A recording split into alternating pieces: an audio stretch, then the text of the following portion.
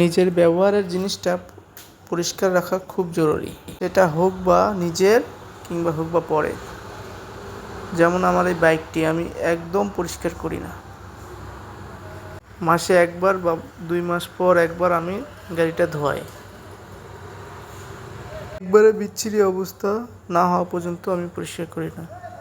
কিন্তু আমাদের উচিত যে কোনো জিনিসই যত্নের সহকারে ব্যবহার করা।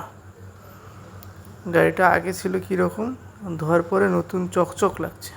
ছেলেটি গাড়ি আমার খুব যত্ন সহকারে ধুয়েছিল এবং আমার সাথে গল্প করছিল যে গাড়িটি কতদিন হলো, কিভাবে চলছে, কী সমস্যা। আর বলতেছিল যে কোথাও যদি ময়লা থাকে তাহলে আপনি দেখে নেন, পরে এসে কিন্তু বকাবকি করা যাবে না।